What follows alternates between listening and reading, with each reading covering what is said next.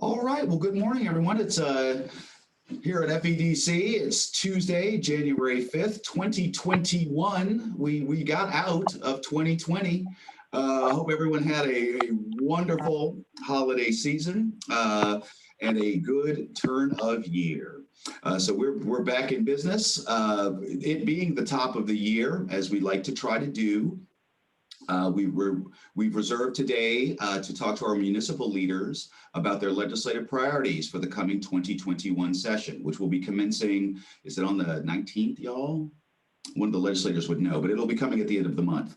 But again, give the public a read, as well as legislators a read on what the legislative priorities for the communities are, so we can be best prepared to support them. So, all right, let's see, as normal, everyone knows I'll be monitoring the chat box. However, we're always free to ask questions. Just jump in. I think everyone here is well habituated to the format, so we can go with that. And then what else? Oh, just a couple of housekeeping things, if I could, right at the very top. First of all, we do have two people online right now who are new hires here at FEDC. We have Mr. Evan Wilkin, who has come on board. He was our intern a couple of years ago, rock star intern, has returned to the community and is now taking a full-time position here at FEDC. And we also have Miss Julia Nelica. Most recent, everyone would probably know her name because she did run for office out of Nenana for Rep. Talarico seat. But she has come over also to now be a full-time employee here at FEDC. So please know that we do have a couple of new project managers here to serve you in the community, and you can reach out to them. But also know that they'll probably be reaching out to you. Okay, so with that, we'll begin with Ms. O'Neill. She's the presiding officer of the Fairbanks North Star Borough Assembly, and she will give us a read on the FNSB's approved list of legislative priorities for 2021. Ms. O'Neill. Thank you, Jomo, and thank you everyone at FEDC for continuing to host these task force meetings. They're important ways to continue the conversation in the community. It's a pleasure to be here today. I'm going to go ahead and put in the chat the link to our approved resolution. That's resolution 2020-46. And that was passed by the Assembly on November 12th of 2020. So let's see, on the 16th of December, the Assembly held an Interior Delegation meeting where we reviewed these priorities. That audio is available on the newly revamped website. So if you're interested in a more in-depth discussion with the full Assembly, including the mayor, I'd encourage you to go to that audio recording. But for today, I'm going to kind of just do a bird's eye view of our top resolutions, our top priorities for this next year. And I'll just go down the list. These aren't really in priority order. They're just a general list. Many of these have been consistent on the Borough Assembly's priority list for some time. And you'll see that there's some redundancy there. So some of these items may be familiar to the FEDC group here. So first we have the Pilt Exemptions. This essentially allows for a payment in lieu of taxes. And from the borough's perspective, this is helps with economic stability and jobs within the FNSB to encourage different industries to invest here in the borough. Most recently, we've worked with military housing that allowed us to present a greater stability for building military housing.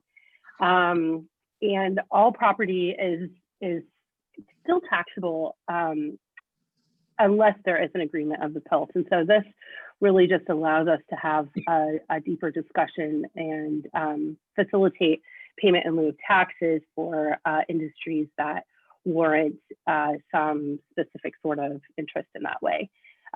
Economic justification includes like renewable energy, military, as I mentioned before, and even like mining and things like that.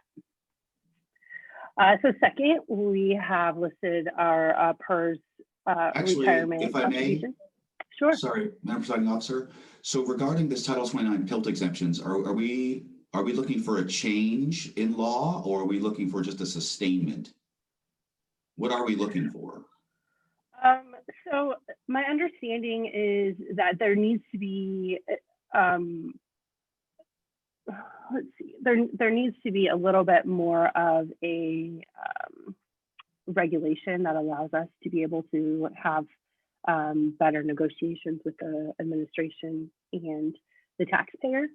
So I believe that there's some changes that need to happen in that legislation that we'd be looking forward to.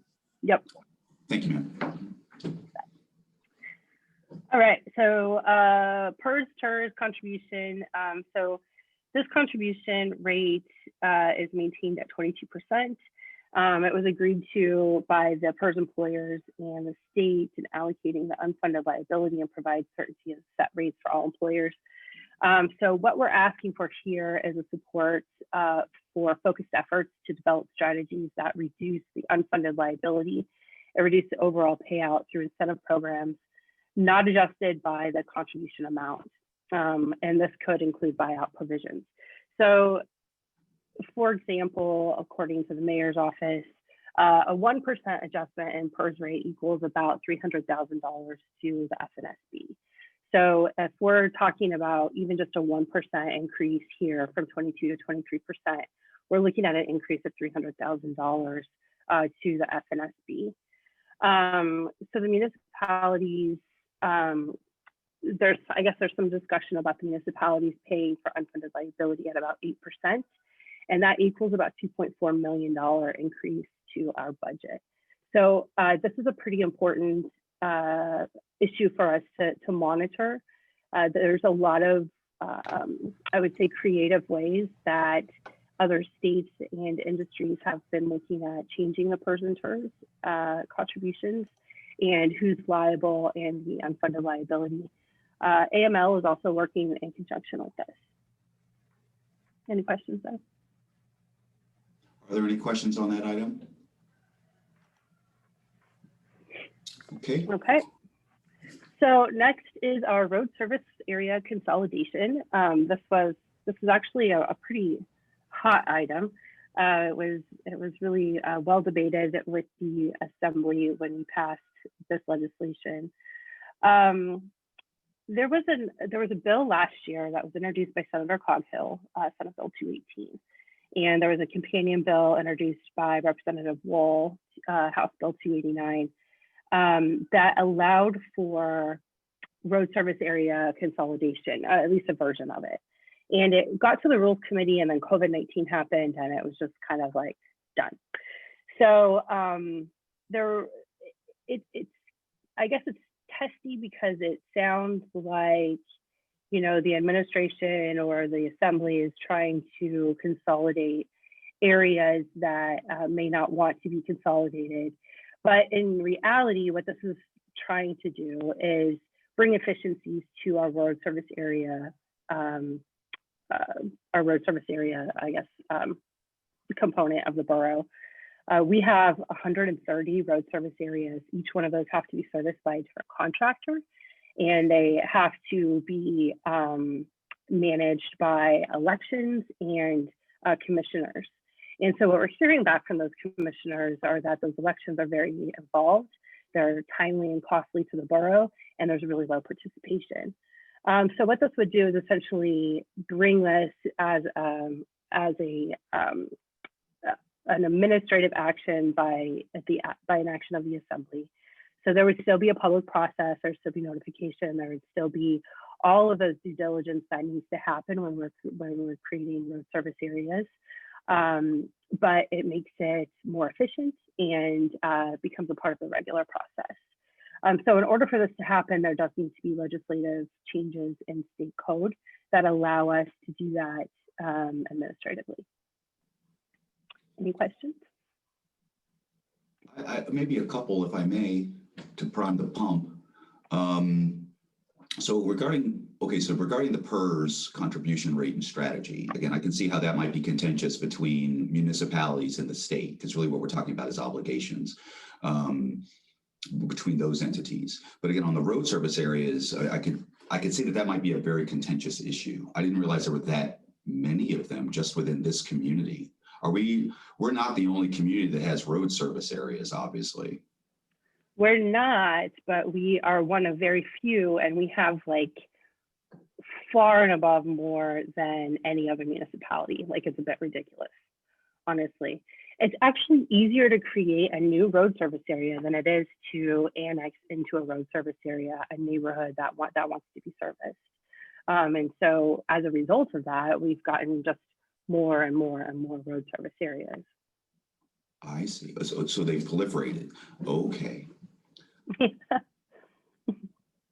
Okay. Are there any further questions? As always, know that we can always circle back. And again, you're allowed to either write your questions in the chat box, or if you'd like to just take yourself off mute and ask a question, you may. I see, Mr. Dotson, that now you've put yourself back on mute. No, you're off mute. Do you have a question, Jim, or Mr. Bringhurst? I don't, Jomo. I'm going to ask Mindy a question about the next item. Very good. I thought you might like that one, Jim. Is there any other questions? Okay. So our fourth item is the creation of a legislatively authorized military affairs commission. And so this really needs, the borough is needing to present specific language to legislative drafters and find a sponsor who's willing to put this forth. Now, the state already has kind of it's not a commission, it's a group, maybe a committee that's run through the governor's office. The problem with this is that there is transition with administrations, and you really lose some of this consistency. So many of you have been involved with the Tiger team here on this call. And if you're not, I'm sure you're aware of it. But essentially, this is a commission that will work like the Tiger team to be an advocate and a community group that connects our military commanders with communities across the state. Jim, I know you sent over a news article recently to the Assembly about licensing for military spouses, and this is a really great example of how the military spouses licensing could be put forth by this commission and really bird dogged by them. Let's see, and being legislatively authorized really helps with that consistency and creating the type of relationships that we want with the military in our communities. What do you think, Jim? Mindy, I know there's an organization in Anchorage, Nolan Crata and his UAA economic group working on similar legislation. Is this in coordination with them, or is it just kind of outside separate presentation? Who was the person? What was the group again? He works for the UAA Economic Development Office. They are doing part of the study of military impact and impact on Alaska, and working with the Fairbanks North Star Borough on that project. But they also have a group of people that have been working on, what should a military commission look like? As you know, we have one today. We had one in the past, but as you appropriately said, it kind of changes with the whim of administrations, and it hasn't been, unfortunately, hasn't been all that effective because of that. So I sat on that group with Nolan and a few other people that are active in the military community. And I was wondering if the borough, when presenting this, is working in conjunction with them, or this is just a separate attempt. I am not sure about that, Jim. Is the mayor on that group as well, or anybody from the borough? No, I don't think so. No. Okay. No, You may be wrong, at you least might be on there. the information that I have is that we're working with the Association of the Defense Communities. I would be surprised if there wasn't somebody on the borough who knew about this other group, but I'm happy to follow up with that, Jim. Okay, I'll write it down for you and get a hold of you. Appreciate it. Thanks. Yeah, Mindy, Brittany dials in on those. Yeah. Okay. I Dials in. would be surprised if they're not involved in that somehow. And they're I mean, I would say most likely are working with them. I don't know those details though. Oh no, just know that there's a similar movement afoot or request percolating up down in the Anchorage region. And so we should have some support. Again, it'd be a discussion of exactly what it should look like, you know, how it should be peopled, how should it be empowered, funded, you know, those kind of granular detail, but the general concept of a state level military affairs group, kind of distinct from the legislature, but of course legislatively authorized, is also percolating up and has support. Do you know who in Anchorage is doing that? Again, Nolan Clouda. Okay. As Jim said, right. it's UA. Yeah, That's you know with Nolan. UAA. Yeah, Got UAA it. Center for Economic Development. He's kind of acting as the point person, I believe. Got it. Okay. All right. Good to know. Are there any further questions on any of the items we've covered so far? Okay, very good. Thanks, Miss. So I guess, you know, I would be remiss if I didn't just mention that the budget is a pretty big deal. And so we always look forward to those super engaging discussions on the legislative level as well as on a local governmental level. So just to mention a few things, most of them have to do, well, 2 of them have to do with education, 2 of them have to do with matching grants. So our school bond debt reimbursement, those cuts, when we hear that, and I'm sure everybody here knows this, but it's worth repeating, that those cuts immediately affect our taxpayers. That when we hear that we're getting cut by our school bond debt reimbursement, that should mean to us that our property taxes are at risk of going up. Our debt note is $100 million. We pay that off at about $9 million a year. And that's what the state paid 70-30 split.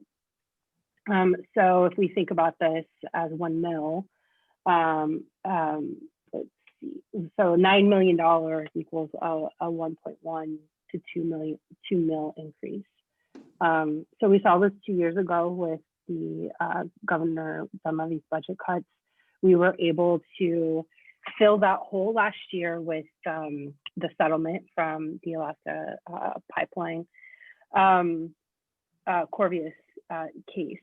But it's very volatile and it's difficult for us to manage about a $10 million swing when we're not sure where that school debt bond reimbursement is coming in. So that's something that we're watching very closely, as well as forward funding for education, health and social service matching grants.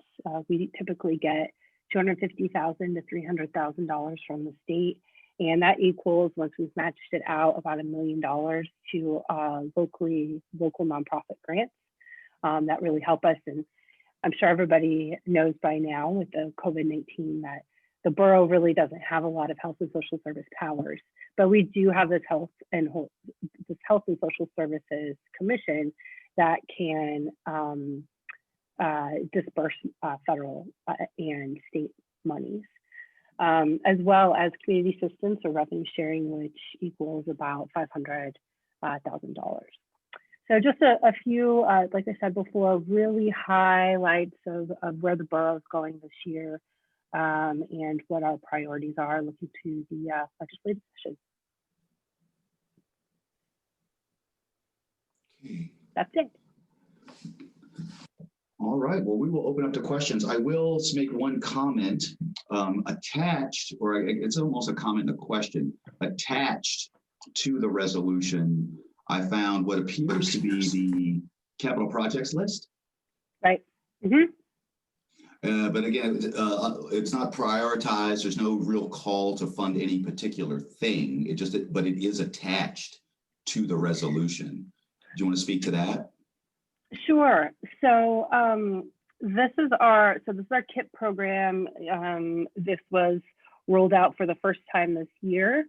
And if you scroll down, Jomo, so if you look at the top bar here, it says with the FY 21, 22, 23, 24. And so essentially this is like the mayor's plan to start to put projects into place for the future.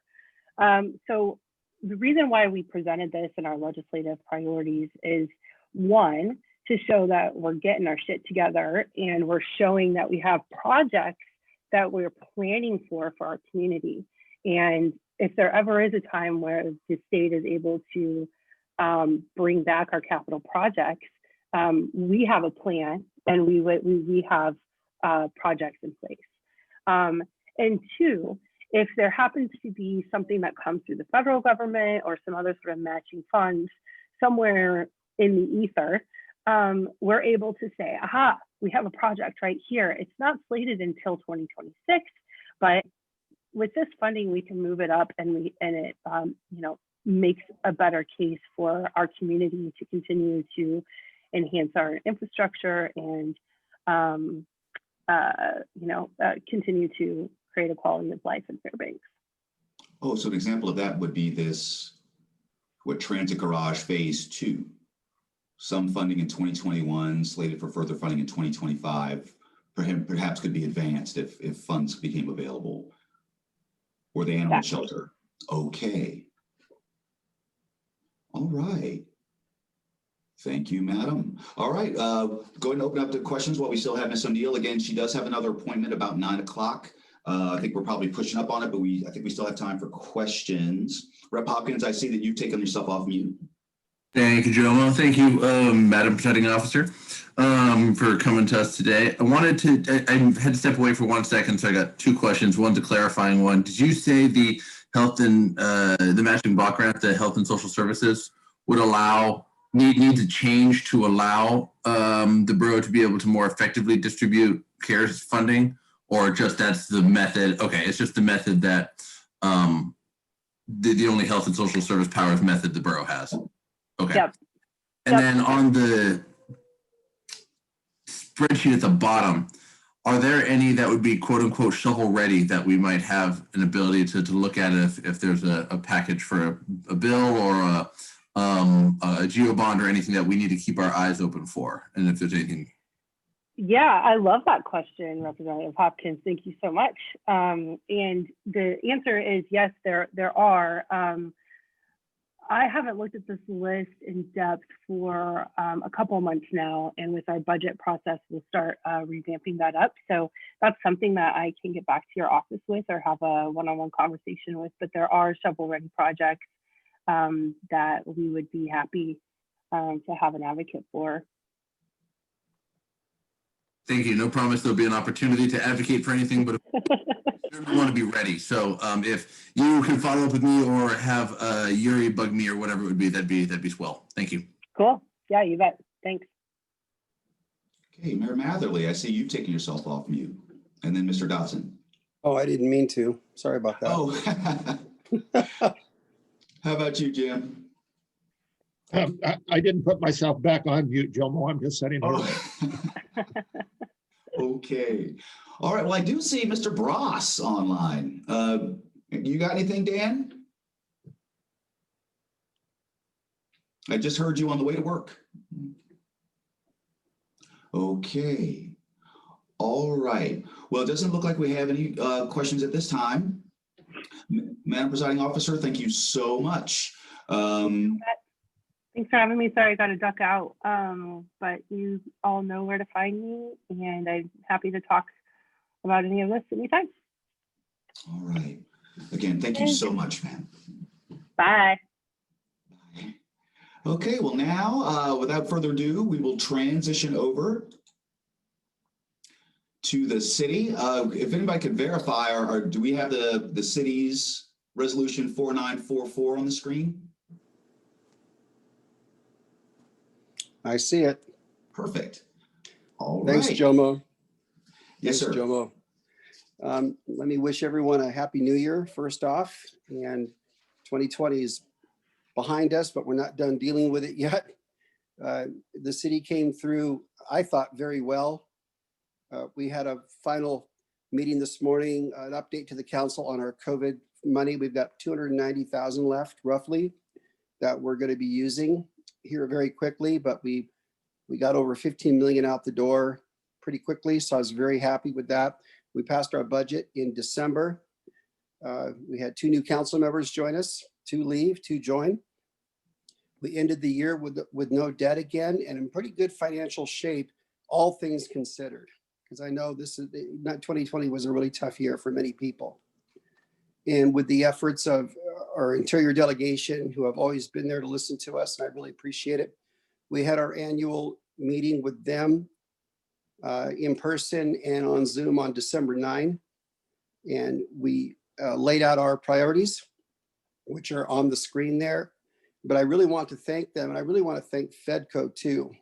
You know, FEDCO does a lot of work behind the scenes that a lot of people may not know, with all the committees touching all different areas of our economic sector. They're important advocates for us. And I also want to thank, I know Mayor Ward's not on the line, but Mayor Welch is. All 3 mayors worked together very well during 2020, as we normally have, even though it all looked totally different. So I've got my chief of staff on the line, Mike, who normally goes through the list. It's pretty self-explanatory. We had a really good meeting with the interior delegation. They listened very intently. They've helped us with many projects in the past. And the same thing goes for you, Grier. We're going to bug you occasionally, as we do, and we could. I can call you directly, or Yuri can touch base with you as we normally do. Appreciate all of the back and the forth. I think Mike Prox is also on the line. Want to thank him and everyone that's part of that interior delegation. They're our support system in Juneau for when we can't be there. In 2021 might be even more crucial, because I can't imagine a lot of visits, personal visits from all of us, as we normally do during the new year, just because of the pandemic. So anyway, I'll throw it over to Mike Meeks a little bit here, and he can run through the list with you, and then we'll take some questions. Thanks, Mike. Thank you, Mayor. Thank you, Jomo, and everybody online. The representatives, it might seem a little repetitive. You've heard it before. One of the things that we talked to our state representatives about was the fiscal timing between the city and the state. Our budget is a January to January, and the state is 6 months into that. Thus, when the state does cost-saving measures, and those cost-saving measures are actually cost-shifting measures to the municipalities, we are left with very few tools to respond to that. And our time period to respond is not, it's less than 6 months. And so we've been asking to keep that in mind. And if it appears to be a cost-shifting technique that's coming up, if we can somehow get that 6-month delay so that we can prepare our next budget, it would be helpful. The perfect example that just took place is that the city has a budget that has passed with approximately $260,000 surplus. We found out in the governor's budget that they're looking at proposing to make the city either start prosecuting our own misdemeanors or paying for that. Right now, the rough estimate we're seeing is approximately $400,000 for us to start either having the state pay for that, or we start picking it up. $400,000 with a surplus of 260 does not work out well for us, and there's little opportunity to make changes. Now, we can argue the merits of that back and forth. You know, our counter argument is that our police officers are enforcing state laws, thus the state should be paying for our police officers. Now, that I know is never going to happen, but it just kind of shows you when we do cost savings disguised as cost shifting, there is a downstream impact on that. And it's important to look at that and let us be able to have time to react. Moving down our list, Ms. O'Neill did a great job on the PERS. we have it on the same time. I won't beat that one up anymore. Moving to the Community Assistance Program.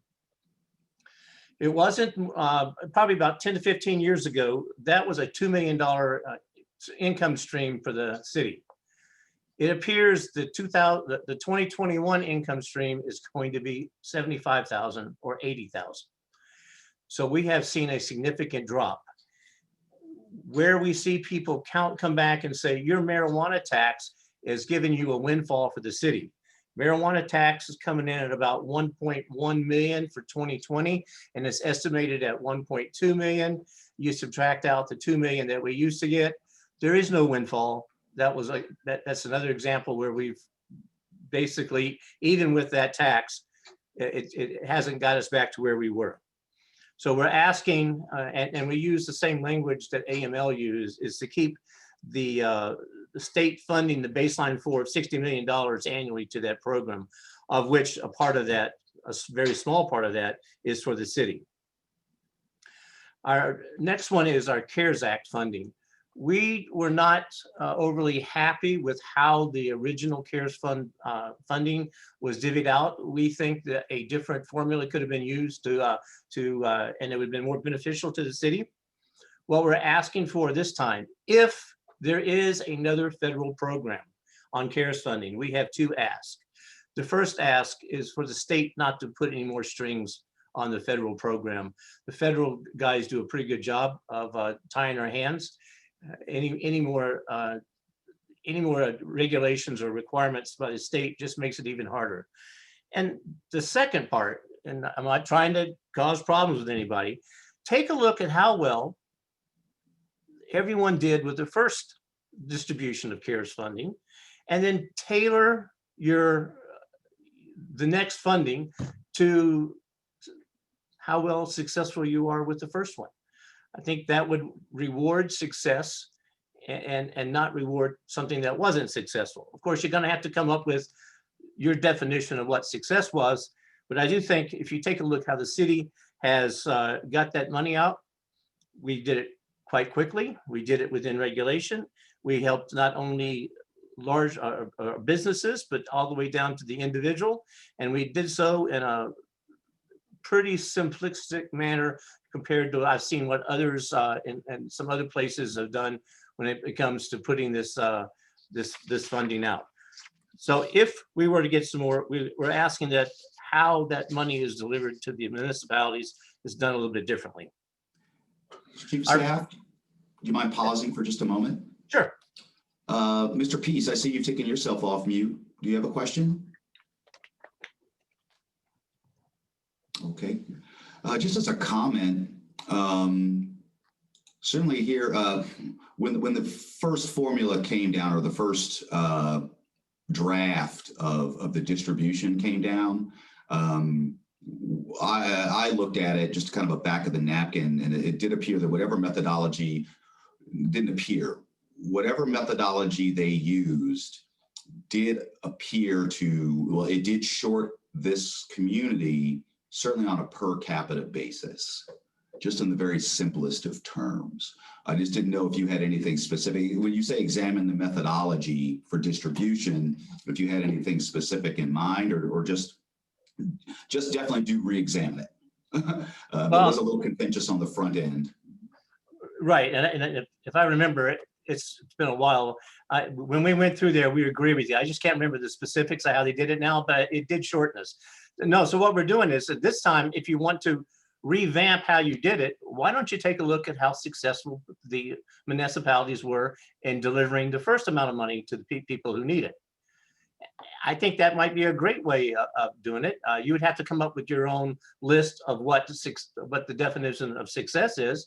But I think by anybody's list, how the city performed in its CARES distribution should rank up there in the 90-something percentile when it comes to execution, timely execution. It was admirably expeditious, sir. We definitely praise the city on that. Rep. Hopkins, I see you've come off mute. Thank you. Yeah, just as a follow-up on Jomo's question, Mike, since you don't know exactly what positive things we could make as a legislature as we try to craft that language, were there any specific obstacles and hurdles you as a city ran into that you can remember we should keep an eye out for? Thank you, sir. Talking to my CFO, the biggest challenge was not state restrictions, it was the Fed restrictions, and that you had to document the actual COVID loss and not the revenue. And so, for example, we wanted to send another check payment before the end of the year to individuals who had issues associated with paying their utilities based on COVID. So as we started looking at some of the bills that were coming in, our first round of COVID CARES funds that went out, they still had a credit on their utility bill. And so we could not, in good conscience, give them any more money when you had a credit on some of your utility bills. That credit should be gone now by the end of December.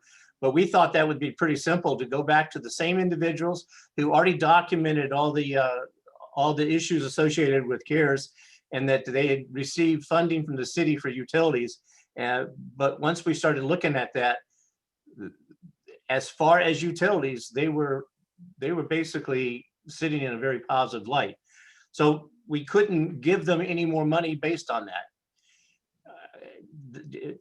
Anytime you're dealing with federal funds, they're going to want to see documentation. So we just can't take people's word for it. We have to document, and that's not going to change, nor are we asking that to change. But that's just some of the challenges, and it does take some of the time, because you have to file all that and have it documented, because in 2021, it's the finger pointing year when the feds come down and they start doing all the auditing, and that's what we're concerned about next. Yes, sir, Mayor. For Grier and for anybody else down in Juneau, have you heard any rumblings about another big rollout of CARES? You know, with the vaccine kind of in full force or ramping up to be full force, have you heard any rumblings about another COVID relief package just like the one we had now? Because we're going to have looks like a new national administration coming on board.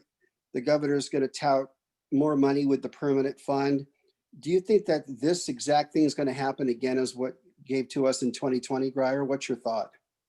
Thanks, Jim. At this point, there has not been a lot of discussion at our level in the state house, maybe the state senate, although I think they're having similar discussions concerning mostly around organizing and how that will look. I think that for Mr. Greg Bringhurst on here as a representative from the federal level.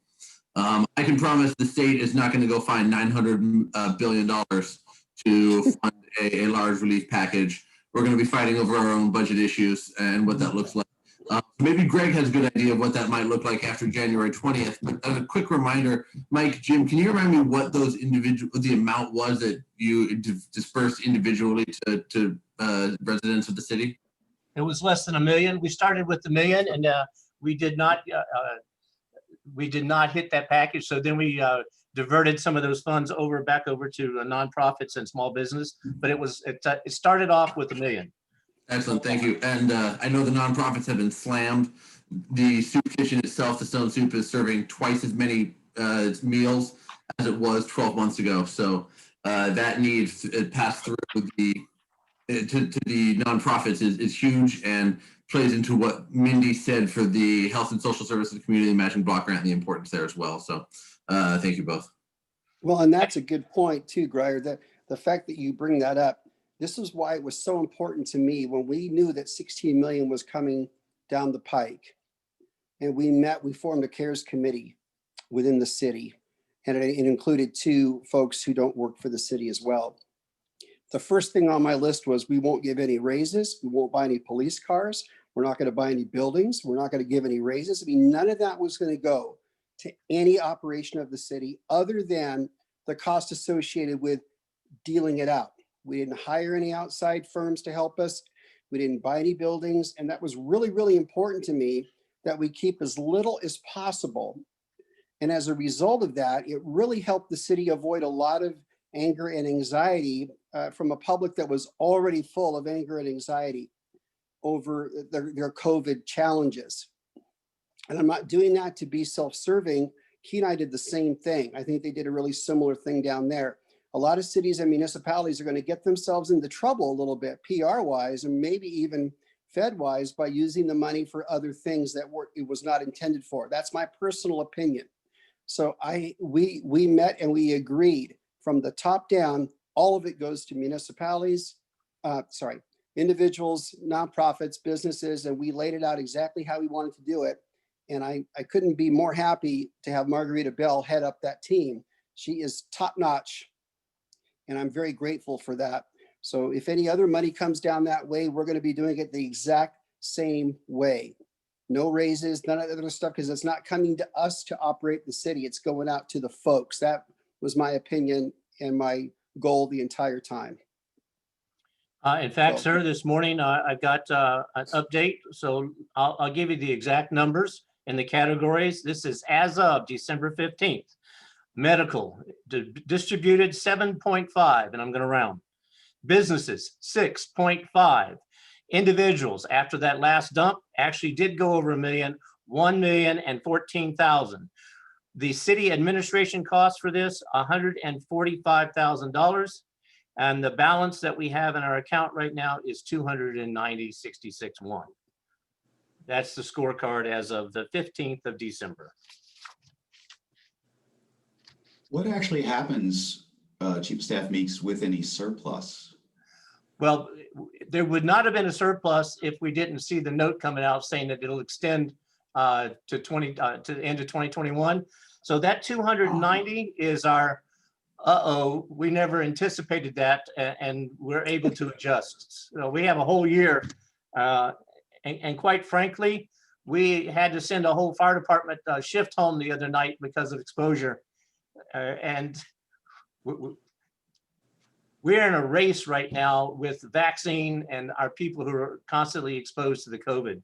Unlike small businesses, our employees, especially the police department, they get spit on at times with COVID positive.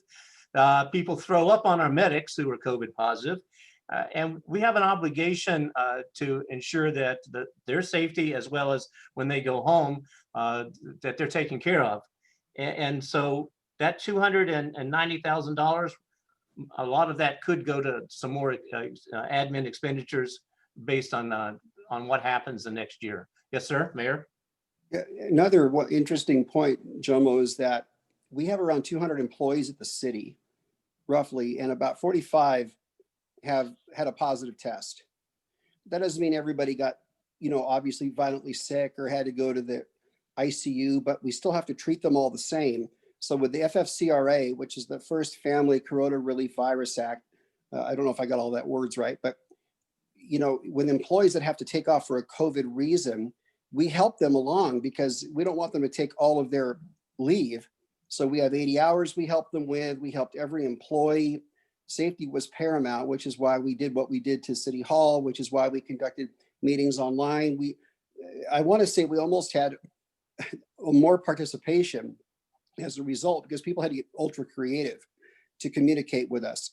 When I read about other cities that aren't Fairbanks or the borough, close people out and not have public meetings and violate, in my opinion, Open Meetings Act, which is astounding to me. We didn't want any of that to happen. We gave everybody every opportunity. So we had to make little adjustments for online, and we used our CARES funds for a little bit of that, not much, just so we can make sure the public had full involvement as much as they could. But safety of the employees is paramount for us, which is why, if one person's out, it takes out a whole shift, like Mike said. But we didn't have to stop any of our city services at all, which is a blessing because we saw it ahead of time so we could split shifts over here. We moved people working off site over here so they wouldn't infect everybody. We split the staff, and all of that helped give us a better year all the way around. Standing.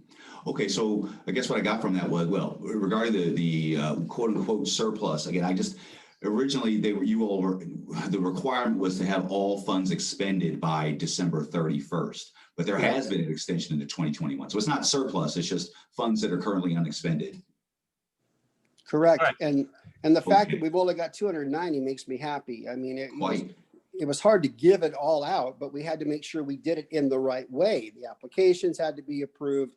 we did partner up. I think I said earlier, we didn't hire anybody to help us. That was kind of a misquote because we did have Love Inc. help us get the individual monies out. But I think that worked for the better because individuals who are kind of down on their luck don't want to talk to a governmental body to ask for money. They don't mind talking to someone like Love Inc. who absolutely specialize in talking to individuals about their individual problems.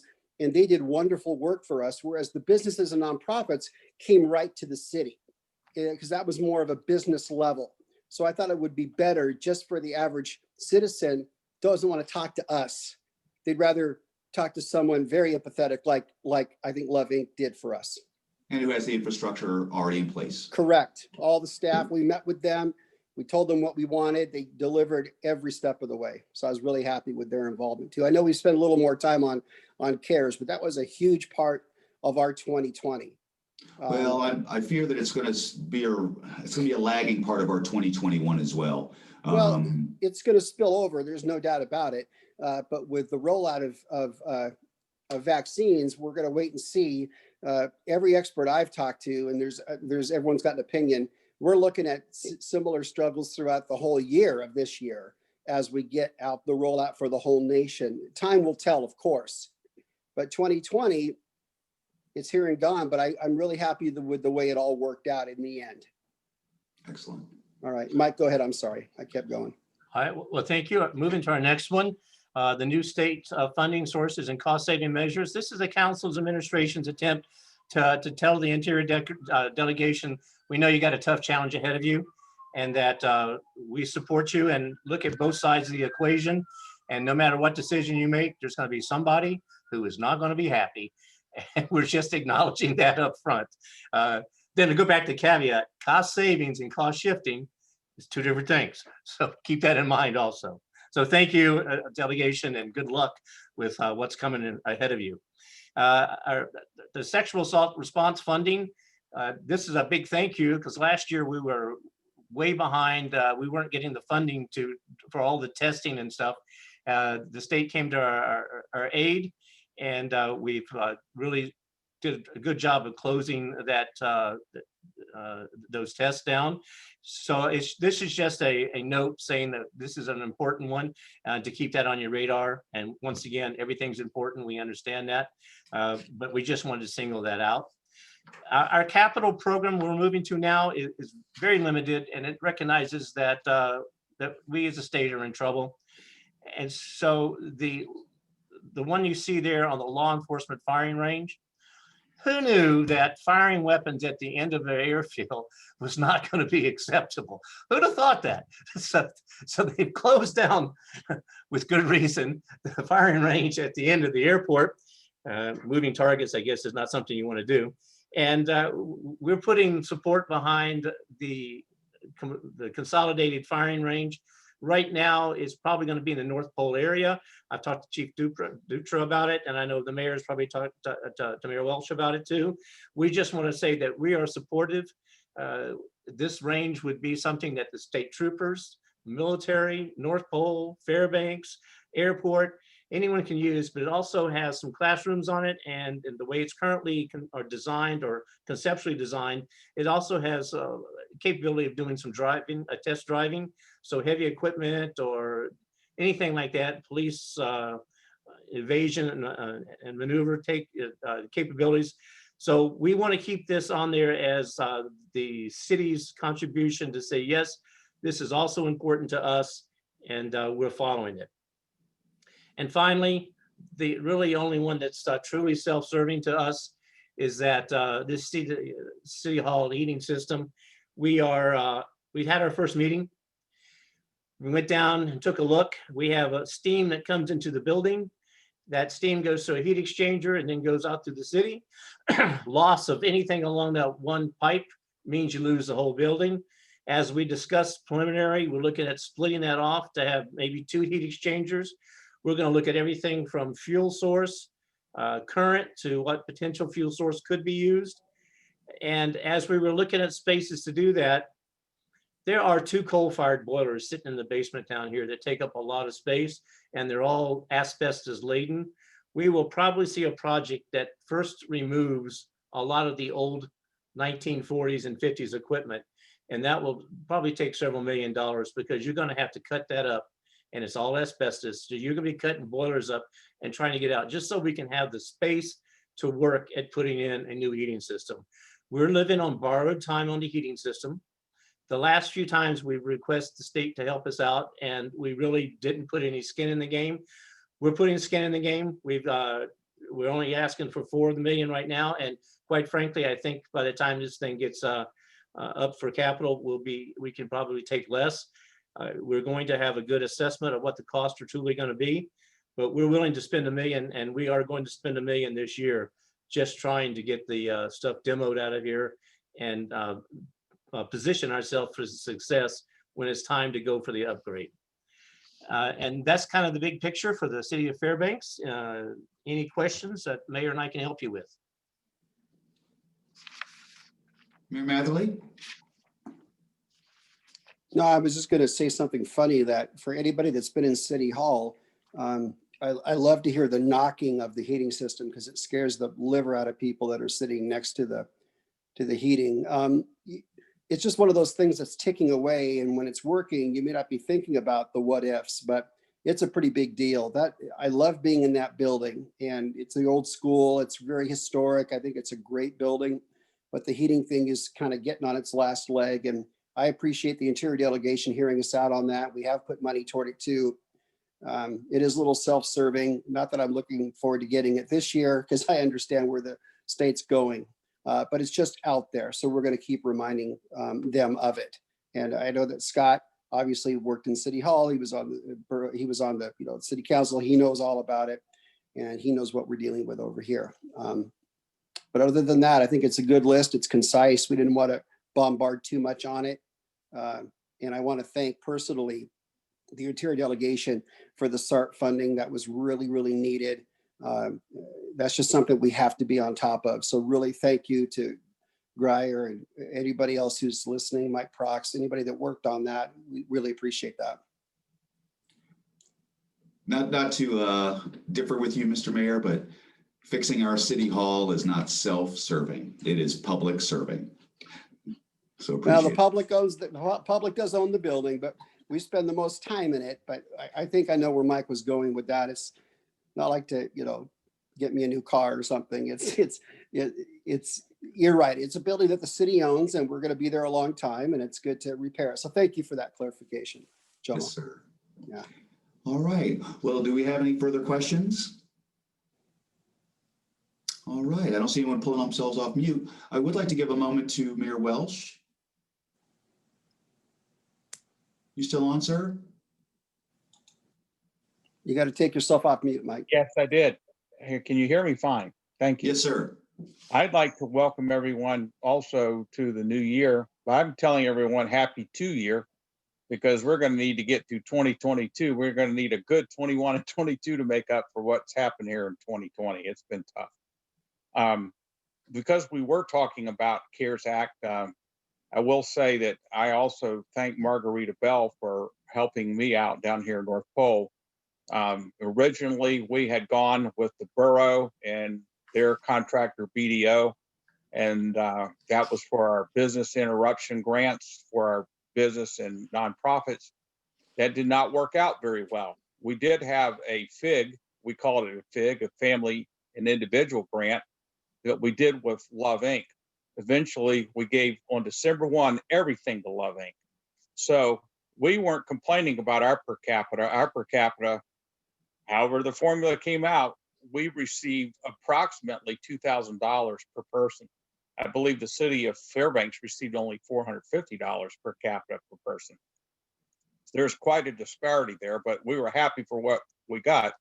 So far to date, we were able to give out of that $4,068,980, about $2.8 million. So we always feel like, at least I feel like there's a silver lining for being laggards here, because we still have $1.2 million to go out the door.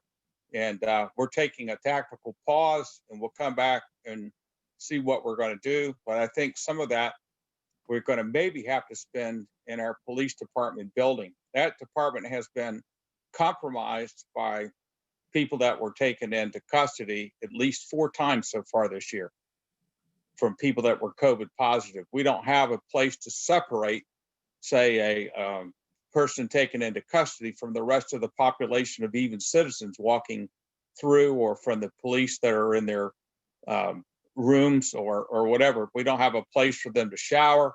We don't have separate bathroom for a prisoner. We don't have a place to hold someone. So we're really looking hard at that. Design Alaska's helping with us with that. So we may very well see if we can do that with those funds. But we're taking a tactical pause to go back and reevaluate it. Talking about other COVID issues that have come up, I have, of my 3 teams, A, B, and C on the fire department, 3 out of 4 on Charlie team are now positive with COVID, and my fire chief is also. So that's really hurting us. So we're going into overtime and bringing in summer overhires to help work our way through that issue. Going now into the idea of what we're wanting to come out with, and them being a little premature because our resolution doesn't come out till after the representatives and senator get down. So I'm hoping Senator Myers is on, and so is Representative Prax here. But one of the things I look at very hard, my position on the PERS has been, we can sit there and brag that we have only 32% of the liability for PERS is unfunded. And they could say, well, that's not a really great percent compared to other people in the nation. But I will tell you where we are at. We are passing $50,000 per person, $50,000 per capita in the state of Alaska for what our liability is. And that is #1 in the nation. That is unattainable to continue to do it. We just want to keep kicking the can down the road.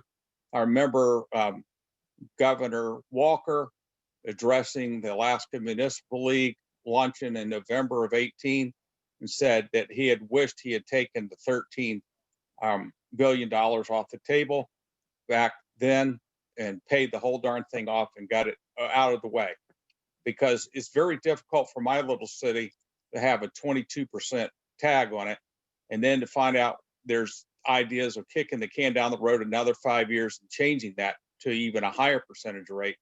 So it's costing my little city close to $900,000 a year just to pay the PERS liability. It's very difficult. When I look at the fact that we don't have a resolution yet, I will speak to maybe just 3 issues. As you know, you've heard Mr. Meeks talk about it.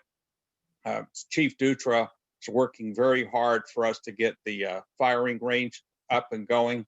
He patterned it off of a range that was built in Chugiak. And there's a lot of work, a lot of heavy lifting involved in that. So we're going to be asking the legislature to help support that. We're definitely in need of that. And it's going to be for federal and state law enforcement agencies. And there's a lot of opportunities there. And it looks like it will be in the North Pole area. Another area that we're looking at has to do with our water utility, basically our wastewater. We're going to need some cooperation with ADEC, and that has to do with the sewer outfall on the Tanner River that's dried up. And they know they've been very good with us about being in compliance. But now as we turn to Petrostar and Marathon Oil and Golden Valley Electric and say, these are now the requirements you have to enter your entire wastewater treatment plant, they find it almost unattainable. So we're going to have to really work with ADEC to say, we have to come up with what we can all do. So there's going to be a lot of work involved in that. And I'm waiting on my utilities director, Mr. Butler, to tell me how we're going to go about it. But in the past, we've worked with Commissioner Bruni, and they've always offered us loans at 1.5% rate. But we find even with that, we need about $3 million to bring everything and our sewer outfall into the Tanner River up to compliance. That's going to be a difficult swallow for us. Finally, one thing I am looking at is the Bradley Sky Ranch. Some might remember back in 2003, there was a push to make that a municipal airport for the city of North Pole. And the FAA had approximately 93 cents of the dollar.